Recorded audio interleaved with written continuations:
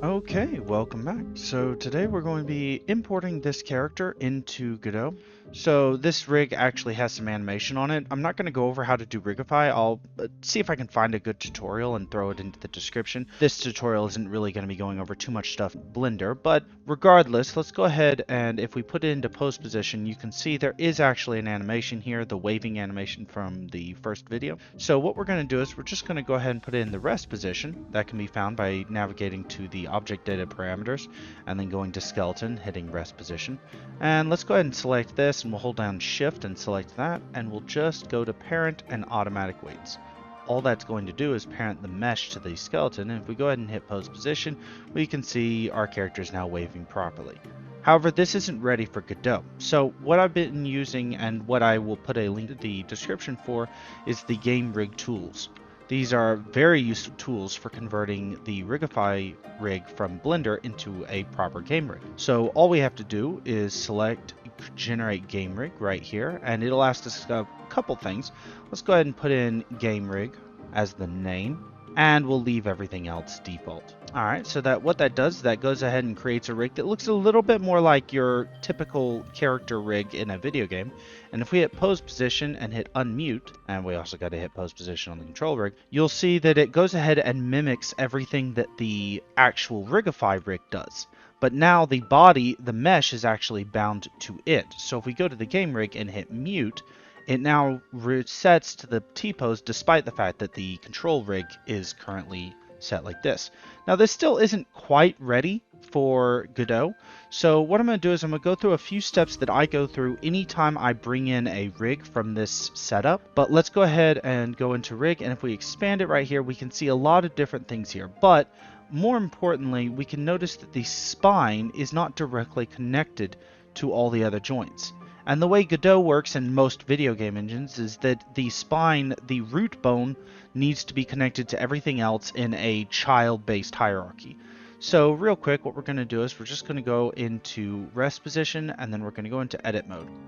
And what we're going to do is we're going to go through all of these. First, we're going to make sure that the x-axis is on, so that way we don't have to do everything twice. And we're going to select each of these bones that need to be parented to the bone above them. That's that little dotted line right there. And we're going to parent them. So let's go ahead and select the hip bone and select the spine right here. And we'll parent with offset. So now it's parented to that bone. And then we'll just go ahead and select this and let's parent that. That's the thigh to the hip bone. And then we're going to need to come up here to the collarbone, and we'll need to parent that to the chest bone. And the same with the shoulders. And that should be it. And if we go ahead and hit pose position and go back into object mode, everything still works exactly the same. But now it's in a proper format that Godot will recognize and that other game engines will recognize as well. The spine going up into the shoulders and then also going into the pelvis, which goes into the thighs. So you might have noticed something else that's somewhat annoying about this is the DEF prefix. So this is just having to do with these are the deformable bones in the Rigify, but we also don't really want this. So we're going to go into edit mode so that we can change the names. And we're going to select all the bones, and then we're going to go up to edit and batch rename. And then all we're going to do is a couple cleanup functions here. So first we're going to remove the DEF, make sure to spell it correctly and set the capitalizations to proper. We're going to go up here to where it says objects, and we're going to go to just bones. And you'll notice that it changes to 70 edit bones. If we go ahead and do that, now all the DEF prefixes are gone. However, we still have a couple issues. Here, we don't really want the prefix to be .l, and we don't need the F before some of these names. So what we're going to do is first we're going to just remove all of the Fs. That's in the exact same way as the DEF. And then we're also going to remove the suffix. So what we've been doing for the format here is hand.l. And what we're going to do is we're going to put the hand.l in front of all of the finger names, so that way we remove that .l on the end. This is just for organization standards as well as Godot not wanting to recognize them as fingers. So we're going to go ahead and select all of the fingers, and we're going to batch rename, and we're going to remove that .l on the end.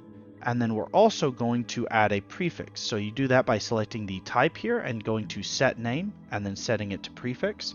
And we're going to do it exactly like its parent with hand.l, and make sure to put that period at the end so that it blends properly into the fingers. And we're just going to do that same thing for the right hand.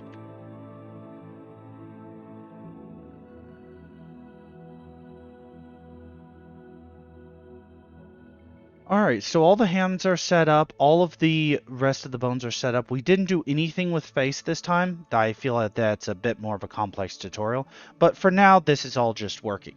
Now, a couple things here. When you're in Blender, remember that we have a control rig and a game rig. The control rig directly relates to the game rig, but the game rig still needs the animations when you export. And we go over here, you'll see a couple options here for within the GameRigTools. And most importantly is the action bakery. So if we set the control rig, we'll need to set that to right there. And we'll set the game rig to what it is currently. And then what we're going to do is we're going to hit the load all button. And you'll see a couple options in here. We don't actually need these extra ones. These are just byproducts of me having exported and re-imported it multiple times. There's a little bit of mess inside of Blender. But for now, these two will be just fine. And then what we're going to do is we're going to go down here and hit Bake Action Bakery. And there's a couple options here for suffix, prefix, replace, things like that. I'm not going to mess with any of this, but if you had multiple characters or multiple animations and you wanted to have multiple sets of animations or subtypes or something like that, you might need to use these. All of these I'm just going to leave to default.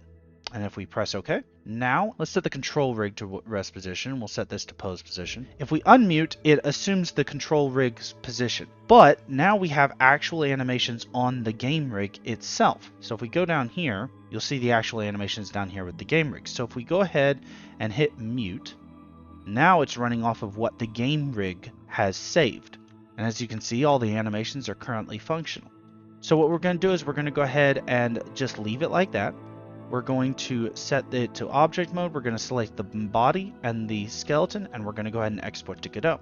So when we go to the export function, we're going to need to use the GLTF 2.0 export option. If you don't see this, it's within the preferences as a built-in add-on to Blender, and you just select that little checkpoint right there and enable it. You're going to need this for anything having to do with Godot, so it's important to go ahead and get that out of the way. So let's go ahead and export. All right, so here we have the character base here.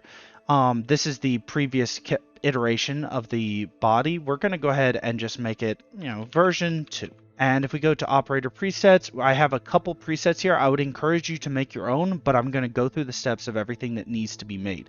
For now, the only thing that needs to be made is you need to hit selected objects. If we don't, we're going to export the control rig. Now, it is important to note, specifically with the apply modifiers. So in Blender, exporting to Godot, Blender considers blend shapes to be a modifier.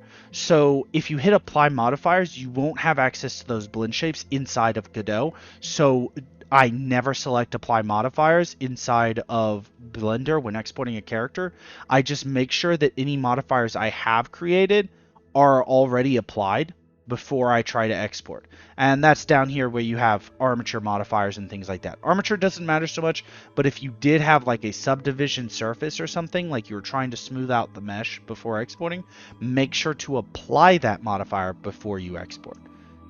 Alright, so we're just going to go ahead and select the mesh and the skeleton, and we're going to select the export option. And here we have the character base. Let's go ahead and just make this character base version 2. And we're going to save this as GLTF. GLTF or GLB doesn't really matter what you name it. Both should be recognized by Godot and by Blender. So let's go ahead and export that as version 2. Alright, if we go over to Godot, we've got our original body here. And if we set it, it still has all of the normal animations. But if we go down to meshes, we also have character base version 2. And you can see the two animations here. They don't actually apply anything to it in the inspector here, but there's a couple interesting things here. So I currently already have a BoneMap for this body type. And if we hit quick load, you'll notice that everything just snaps into place. This is because BoneMaps are based off of name. So like I did with Blender, I went ahead and set up all the names to be hand.r.index, so on and so forth. So everything just works. It's important that when you're building character rigs, I would highly suggest you stick to a single naming convention. Doesn't really matter what that naming convention is, as long as it's recognized easily by Godot, and whatever bone maps you have are all the same. That way you can use animations from one character on another character without having to go through any difficulties. Besides that, there's also another important note. So here you have the option to save to file for these animations. I would suggest you save out the animations to a file, The reason for that is because within Godot, you can't actually manipulate animations if they aren't saved out to a file, if they're just built into the model itself. So if we go ahead and right-click this and hit New Inherited Scene, you can see the character. And if we select the animation player and hit waving, because we saved out those files, we can now hit things like loop and make that animation loop. And here we have the proper character imported into Godot and working with perfect animation. Everything just runs just fine. Now, there's a couple things to be wary of. If you notice right here, you see how the hand is currently clipping a little bit into the hip? The hand was mostly perfect in Blender, and yet it is slightly off in Godot.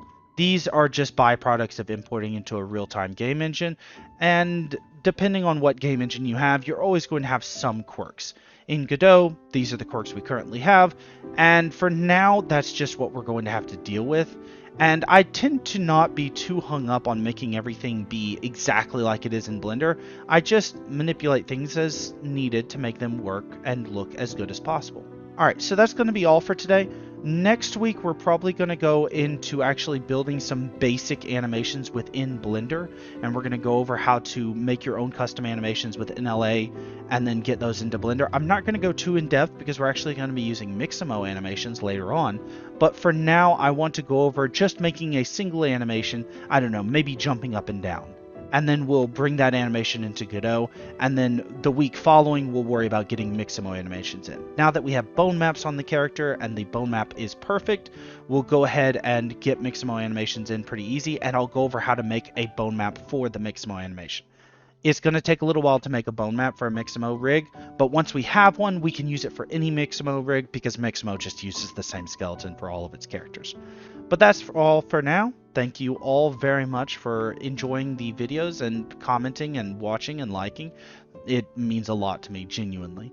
I hope you all have a wonderful day, and I will see you all next week for making a custom animation.